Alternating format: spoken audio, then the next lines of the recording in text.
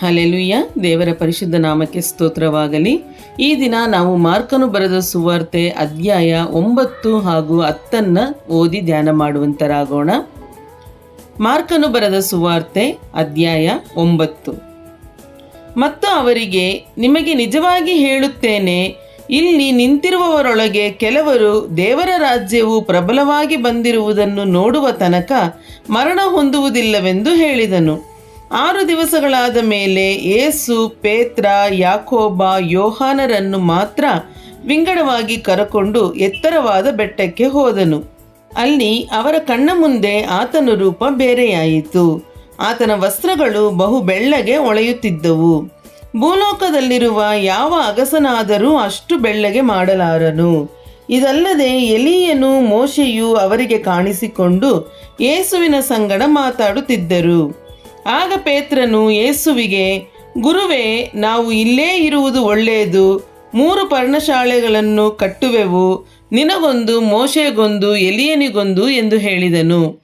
ಏನು ಹೇಳಬೇಕೋ ತಿಳಿಯದೆ ಹೀಗೆ ಮಾತಾಡಿದನು. ಅವರು ಬಹಳವಾಗಿ ಹೆದರಿಕೊಂಡಿದ್ದರು. ಅಷ್ಟರಲ್ಲಿ ಮೋಡವು ಬಂದು ಅವರ ಮೇಲೆ ಕವಿಯಿತು.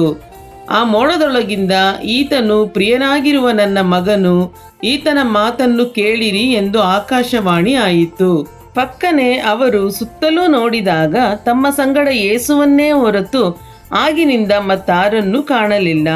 ಅವರು ಆ ಬೆಟ್ಟದಿಂದ ಇಳಿದು ಬರುತ್ತಿರುವಾಗ ಆತನು ಅವರಿಗೆ, ನೀವು ಕಂಡಿರುವುದನ್ನು ಮನುಷ್ಯಕುಮಾರನು ಸತ್ತು ಜೀವಿತನಾಗಿ ಎದ್ದು ಬರುವ ತನಕ ಯಾರಿಗೂ ತಿಳಿಸಬಾರದೆಂದು ಖಂಡಿತವಾಗಿ ಹೇಳಿದನು.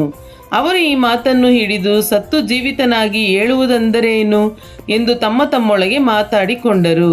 ಇದಲ್ಲದೆ ಅವರು, ಎಲೀಯನು ಮೊದಲು ಬರುವುದು ಅಗತ್ಯವೆಂಬುದಾಗಿ ಶಾಸ್ತ್ರಿಗಳು ಹೇಳುತ್ತಾರಲ್ಲ, ಇದು ಹೇಗೆ ಎಂದು ಆತನನ್ನು ಕೇಳಿದ್ದಕ್ಕೆ ಆತನು, ಎಲೀಯನು ಮೊದಲು ಬಂದು ಎಲ್ಲವನ್ನೂ ತಿರುಗಿ ಸರಿ ಮಾಡುವುದು ನಿಜ, ಮತ್ತು ಮನುಷ್ಯಕುಮಾರನ ವಿಷಯವಾಗಿ ಅವನು ಬಹು ಕಷ್ಟಗಳನ್ನನುಭವಿಸಿ ಹೀನೈಸಲ್ಪಡಬೇಕೆಂಬುದಾಗಿ ಬರೆದದೆ, ಇದು ಹೇಗೆ? ಆದರೆ ನಾನು ನಿಮಗೆ ಹೇಳುವುದೇನೆಂದರೆ, ಎಲೀಯನು ಬಂದನು ಮತ್ತು ಅವನ ವಿಷಯವಾಗಿ ಬರೆದಿರುವ ಪ್ರಕಾರ ಜನರು ತಮ್ಮ ಮನಸ್ಸಿಗೆ ಬಂದಂತೆ ಅವನಿಗೆ ಮಾಡಿದರು ಅಂದನು. ತರುವಾಯ ಅವರು ಉಳಿದ ಶಿಷ್ಯರ ಬಳಿಗೆ ಬಂದು ಅವರ ಸುತ್ತಲೂ ಜನರ ದೊಡ್ಡ ಗುಂಪು ಇರುವುದನ್ನು, ಅವರ ಸಂಗಡ ಶಾಸ್ತ್ರಿಗಳು ತರ್ಕ ಮಾಡುವುದನ್ನು ಕಂಡರು. ಕೂಡಲೇ ಆ ಗುಂಪಿನವರೆಲ್ಲರೂ ಯೇಸುವನ್ನು ಕಂಡು ಬಹು ಆಶ್ಚರ್ಯಪಟ್ಟು ಆತನ ಬಳಿಗೆ ಓಡಿ ಬಂದು ಆತನನ್ನು ವಂದಿಸಿದರು. ಆತನು ಶಾಸ್ತ್ರಿಗಳನ್ನು, ಇವರ ಸಂಗಡ ಏನು ತರ್ಕ ಮಾಡುತ್ತೀರಿ ಎಂದು ಕೇಳಿದ್ದಕ್ಕೆ ಆ ಗುಂಪಿನಲ್ಲಿ ಒಬ್ಬನು, ಬೋಧಕನೇ, ನನ್ನ ಮಗನನ್ನು ನಿನ್ನ ಬಳಿಗೆ ಕರಕೊಂಡು ಬಂದೆನು. ಅವನಿಗೊಂದು ಮೂಗ ದೆವ್ವ ಹಿಡಿದದೆ. ಅದು ಎಲ್ಲಿ ಅವನ ಮೇಲೆ ಬಂದರೂ ಅವನನ್ನು ಕೆಡವುತ್ತದೆ. ಆಗ ಅವನು ನೊರೆ ಸುರಿಸುತ್ತಾ ಕರಕರನೆ ಹಲ್ಲು ಕಡಿಯುತ್ತಾ ಕುಂದಿ ಹೋಗುತ್ತಾನೆ. ಅದನ್ನು ಬಿಡಿಸಬೇಕೆಂದು ನಿನ್ನ ಶಿಷ್ಯರಿಗೆ ಕೇಳಿಕೊಂಡೆ, ಅವರ ಕೈಯಿಂದ ಆಗದೆ ಹೋಯಿತು ಎಂದು ಉತ್ತರ ಕೊಟ್ಟನು. ಅದಕ್ಕಾತನು, ಎಲ್ಲಾ ನಂಬಿಕೆಯಿಲ್ಲದಂಥ ಸಂತಾನವೇ, ನಾನು ಇನ್ನೆಷ್ಟು ದಿನ ನಿಮ್ಮ ಸಂಗಡ ಇರಲಿ, ಇನ್ನೆಷ್ಟು ದಿನ ನಿಮ್ಮನ್ನು ಸಹಿಸಿಕೊಳ್ಳಲಿ? ಅವನನ್ನು ನನ್ನ ಬಳಿಗೆ ತೆಗೆದುಕೊಂಡು ಬನ್ನಿರಿ ಅನ್ನಲು ಅವನನ್ನು ಆತನ ಬಳಿಗೆ ತೆಗೆದುಕೊಂಡು ಬಂದರು. ಆತನನ್ನು ಕಂಡ ಕೂಡಲೇ ಆ ದೆವ್ವವು ಅವನನ್ನು ಬಹಳವಾಗಿ ಒದ್ದಾಡಿಸಲು ಅವನು ನೆಲಕ್ಕೆ ಬಿದ್ದು ನೊರೆ ಸುರಿಸುತ್ತಾ ಹೊರಳಾಡಿದನು.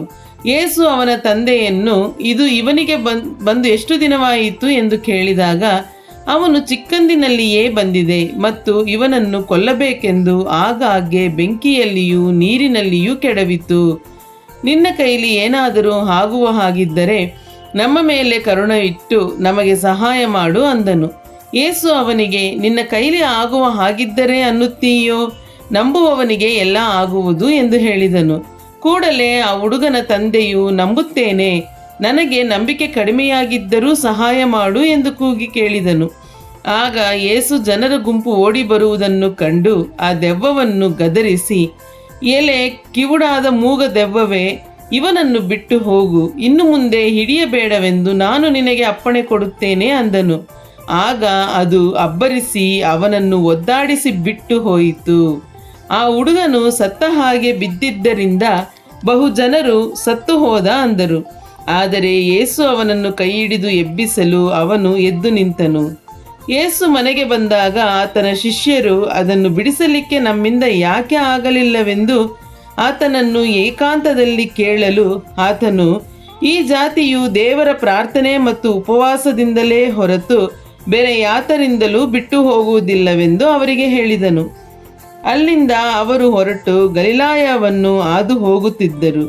ಇದು ಜನರಿಗೆ ಗೊತ್ತಾಗಬಾರದೆಂದು ಆತನಿಗೆ ಮನಸ್ಸಿತ್ತು.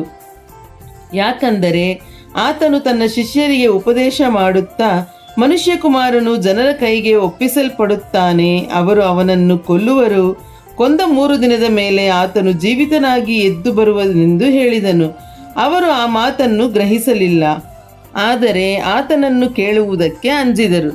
ಮತ್ತು ಅವರು ಕಪೆರ್ನೌಮಿಗೆ ಬಂದರು. ಅಲ್ಲಿ ಆತನು ಮನೆಯಲ್ಲಿದ್ದಾಗ, ನೀವು ದಾರಿಯಲ್ಲಿ ಏನು ಮಾತಾಡಿಕೊಳ್ಳುತ್ತಿದ್ದೀರಿ ಎಂದು ಶಿಷ್ಯರನ್ನು ಕೇಳಲು ಅವರು ಸುಮ್ಮನಿದ್ದರು. ಯಾಕಂದರೆ ಅವರು ದಾರಿಯಲ್ಲಿ ಒಬ್ಬರ ಕೂಡೊಬ್ಬರು ಯಾವನು ಹೆಚ್ಚಿನವನೆಂದು ವಾಗ್ದಾನ ಮಾಡಿಕೊಂಡಿದ್ದರು. ಆತನು ಕೂತುಕೊಂಡು ತನ್ನ 12 ಮಂದಿ ಶಿಷ್ಯರನ್ನು ಕರೆದು ಅವರಿಗೆ, ಯಾವನಾದರೂ ಮೊದಲಿನವನಾಗಬೇಕೆಂದಿದ್ದರೆ ಅವನು ಎಲ್ಲರಲ್ಲಿ ಕಡೆಯವನೂ ಎಲ್ಲರ ಆಳೂ ಆಗಿರಬೇಕು ಎಂದು ಹೇಳಿ, ಒಂದು ಚಿಕ್ಕ ಮಗುವನ್ನು ತೆಗೆದುಕೊಂಡು ಅವರ ನಡುವೆ ನಿಲ್ಲಿಸಿ ಅಪ್ಪಿಕೊಂಡು ಅವರಿಗೆ, ಯಾವನಾದರೂ ನನ್ನ ಹೆಸರಿನಲ್ಲಿ ಇಂಥ ಚಿಕ್ಕ ಮಕ್ಕಳಲ್ಲಿ ಒಂದನ್ನು ಸೇರಿಸಿಕೊಂಡರೆ ನನ್ನನ್ನು ಸೇರಿಸಿಕೊಂಡ ಹಾಗಾಯಿತು. ಮತ್ತು ಯಾವನಾದರೂ ನನ್ನನ್ನು ಸೇರಿಸಿಕೊಂಡರೆ ನನ್ನನ್ನಲ್ಲ, ನನ್ನನ್ನು ಕಳುಹಿಸಿಕೊಟ್ಟಾತನನ್ನೇ ಸೇರಿಸಿಕೊಂಡ ಹಾಗಾಯಿತು ಎಂದು ಹೇಳಿದನು. ಯೋಹಾನನು ಆತನಿಗೆ, ಬೋಧಕನೇ, ಯಾವನೋ ಒಬ್ಬನು ನಿನ್ನ ಹೆಸರನ್ನು ಹೇಳಿ ದೆವ್ವ ಬಿಡಿಸುವುದನ್ನು ನಾವು ಕಂಡು ಅವನು ನಮಗೆ ಸೇರಿದವನಲ್ಲವಾದ್ದರಿಂದ ಅವನಿಗೆ ಅಡ್ಡಿ ಮಾಡಿದೆವು ಎಂದು ಹೇಳಲಾಗಿ, ಯೇಸು ಅವನಿಗೆ, ಅಡ್ಡಿ ಮಾಡಬೇಡಿರಿ, ನನ್ನ ಹೆಸರಿನ ಮೇಲೆ ಮಹತ್ತನ್ನು ಮಾಡಿ ಏಕಾಏಕಿ ನನ್ನನ್ನು ದೂಷಿಸುವವನು ಒಬ್ಬನೂ ಇಲ್ಲ. ನಮ್ಮನ್ನು ಎದುರಿಸದವನು ನಮ್ಮ ಪಕ್ಷದವನೇ. ನೀವು ಕ್ರಿಸ್ತವನವನೆಂದು ನಿಮಗೆ ಯಾವನಾದರೂ ಒಂದು ತಂಬಿಗೆ ನೀರನ್ನು ಕುಡಿಯುವುದಕ್ಕೆ ಕೊಟ್ಟರೆ ಬರತಕ್ಕ ಪ್ರತಿಫಲವು ಅವನಿಗೆ ತಪ್ಪುವುದೇ ಇಲ್ಲವೆಂದು ನಿಮಗೆ ಸತ್ಯವಾಗಿ ಹೇಳುತ್ತೇನೆ. ಮತ್ತು ನಂಬುವ ಈ ಚಿಕ್ಕವರಲ್ಲಿ ಒಬ್ಬನಿಗೆ ಯಾವನಾದರೂ ಅಡ್ಡಿಯಾದರೆ ಅಂಥವನ ಕೊರಳಿಗೆ ಬೀಸುವ ಕಲ್ಲು ಕಟ್ಟಿ ಅವನನ್ನು ಸಮುದ್ರದಲ್ಲಿ ಹಾಕಿದರೂ ಅವನಿಗೆ ಲೇಸು. ಇದಲ್ಲದೆ ನಿನ್ನ ಕೈ ನಿನ್ನನ್ನು ಪಾಪದಲ್ಲಿ ಸಿಕ್ಕಿಸುವುದಾದರೆ ಅದನ್ನು ಕತ್ತರಿಸಿಬಿಡು. 2 ಕೈಯುಳ್ಳವನಾಗಿದ್ದು ಆರದ ಬೆಂಕಿಯಾಗಿರುವ ನರಕದಲ್ಲಿ ಬೀಳುವುದಕ್ಕಿಂತ ಕೈ ಕೊಳಕೊಂಡವನಾಗಿ ಜೀವದಲ್ಲಿ ಸೇರುವುದು ನಿನಗೆ ಉತ್ತಮ. ಮತ್ತು ನಿನ್ನ ಕಾಲು ನಿನ್ನನ್ನು ಪಾಪದಲ್ಲಿ ಸಿಕ್ಕಿಸುವುದಾದರೆ ಅದನ್ನು ಕಡಿದು ಬಿಡು. 2 ಕಾಲುಳ್ಳವನಾಗಿದ್ದು ನರಕದಲ್ಲಿ ಹಾಕಿಸಿಕೊಳ್ಳುವುದಕ್ಕಿಂತ ಕಾಲು ಕಳಕೊಂಡವನಾಗಿ ಜೀವದಲ್ಲಿ ಸೇರುವುದು ನಿನಗೆ ಉತ್ತಮ. ನಿನ್ನ ಕಣ್ಣು ನಿನ್ನನ್ನು ಪಾಪದಲ್ಲಿ ಸಿಕ್ಕಿಸುವುದಾದರೆ ಅದನ್ನು ಕಿತ್ತು ಬಿಸಾಡು. 2 ಕಣ್ಣುಳ್ಳವನಾಗಿದ್ದು ನರಕದಲ್ಲಿ ಹಾಕಿಸಿಕೊಳ್ಳುವುದಕ್ಕಿಂತ ಒಂದೇ ಕಣ್ಣುಳ್ಳವನಾಗಿದ್ದು ದೇವರ ರಾಜ್ಯದಲ್ಲಿ ಸೇರುವುದು ನಿನಗೆ ಉತ್ತಮ. ನರಕದಲ್ಲಿ ಅವರನ್ನು ಕಡಿಯುವ ಹುಳ ಸಾಯುವುದಿಲ್ಲ, ಬೆಂಕಿ ಆರುವುದಿಲ್ಲ. ಪ್ರತಿಯೊಬ್ಬನಿಗೂ ಬೆಂಕಿ ಎಂಬ ಉಪ್ಪಿನ ಹದವು ಕೊಡಲ್ಪಡಬೇಕು.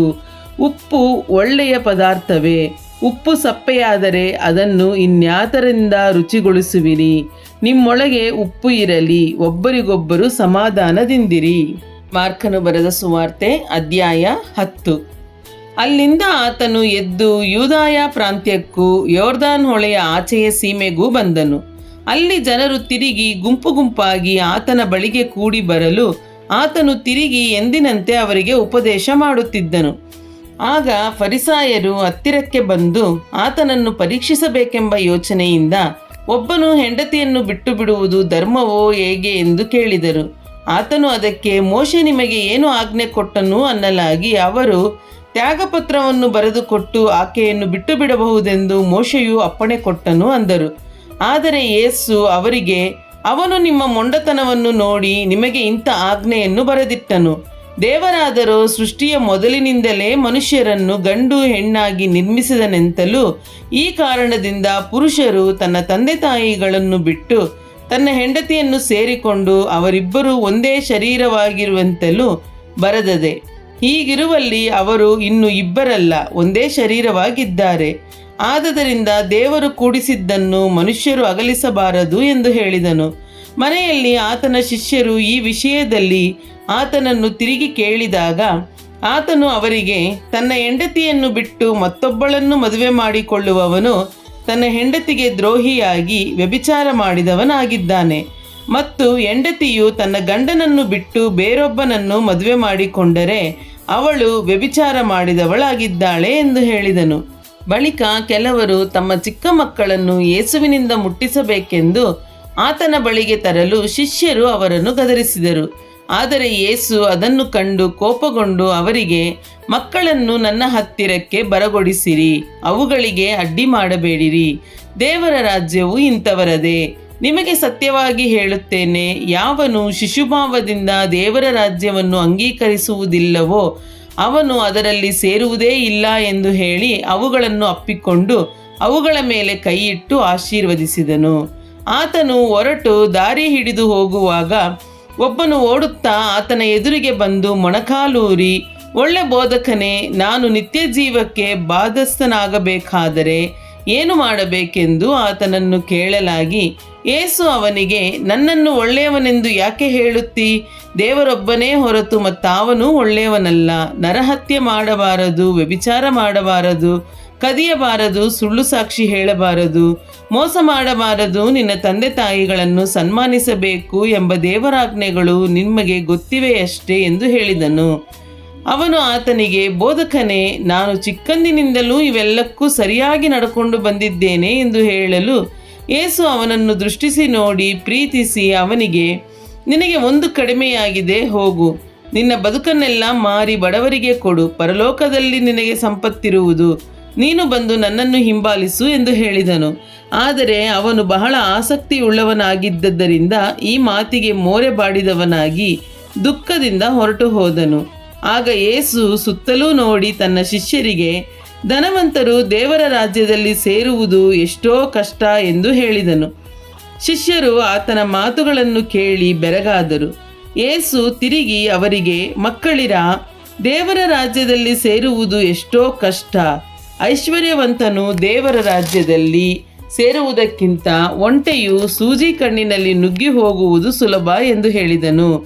ಈ ಮಾತಿಗೆ ಅವರು ಇನ್ನಷ್ಟು ಆಶ್ಚರ್ಯಪಟ್ಟು, ಹೀಗಿದ್ದರೆ ಯಾರಿಗೆ ರಕ್ಷಣೆಯಾದೀತು ಎಂದು ತಮ್ಮೊಳಗೆ ಹೇಳಿಕೊಳ್ಳಲು, ಯೇಸು ಅವರನ್ನು ದೃಷ್ಟಿಸಿ ನೋಡಿ, ಇದು ಮನುಷ್ಯರಿಗೆ ಅಸಾಧ್ಯ, ದೇವರಿಗೆ ಅಸಾಧ್ಯವಲ್ಲ, ದೇವರಿಗೆ ಎಲ್ಲವೂ ಸಾಧ್ಯವೇ ಅಂದನು.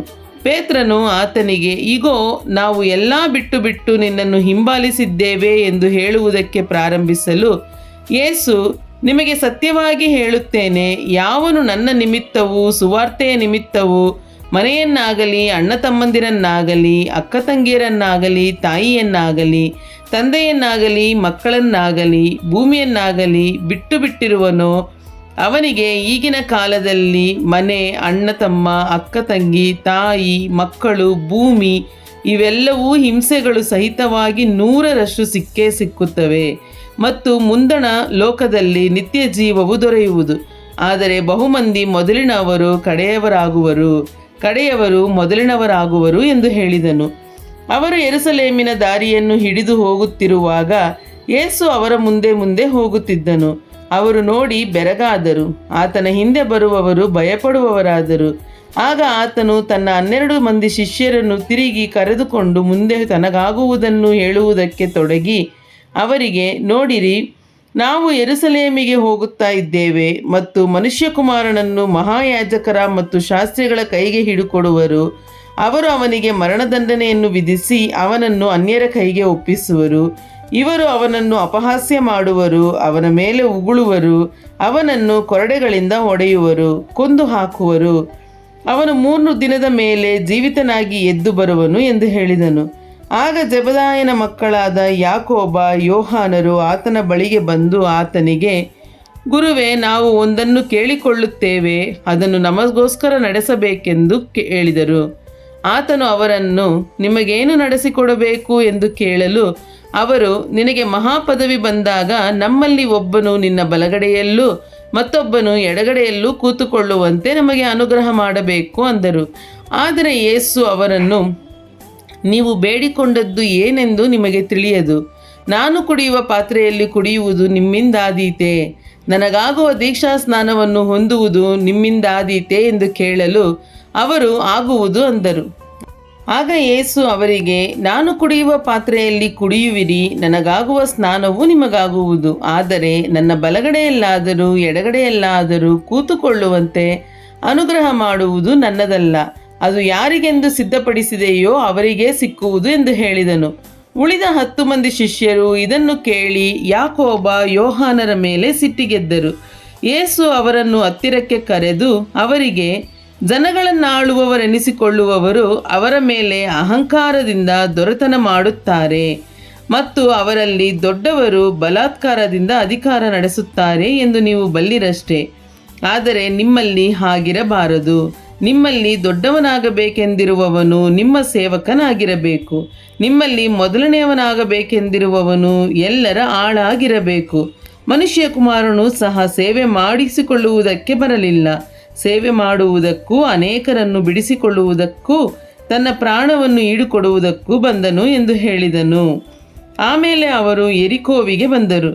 ಆತನು, ಆತನ ಶಿಷ್ಯರು, ಬಹುಜನರ ಗುಂಪು ಆ ಊರಿನಿಂದ ಹೊರಟು ಹೋಗುತ್ತಿರುವಾಗ ತಿಮಾಯನ ಮಗನಾದ ಬಾರ್ತಿಮಾಯನು ದಾರಿಯ ಮಗ್ಗುಲಲ್ಲಿ ಕೂತಿದ್ದನು. ಅವನು ಕುರುಡ, ಭಿಕ್ಷಗಾರನು. ಈ ಮಾರ್ಗವಾಗಿ ಹೋಗುವವನು ನಜರೇತಿನ ಯೇಸುವೆಂದು ಅವನು ಕೇಳಿ, ದಾವೀದನ ಕುಮಾರನೇ ಯೇಸುವೇ, ನನ್ನನ್ನು ಕರುಣಿಸಿ ಎಂದು ಕೂಗಿಕೊಳ್ಳುವುದಕ್ಕೆ ಪ್ರಾರಂಭಿಸಿದನು. ಅನೇಕರು ಸುಮ್ಮನಿರು ಎಂದು ಅವನನ್ನು ಗದರಿಸಲು ಅವನು, ದಾವೀದನ ಕುಮಾರನೇ, ನನ್ನನ್ನು ಕರುಣಿಸು ಎಂದು ಮತ್ತಷ್ಟು ಕೂಗಿಕೊಂಡನು.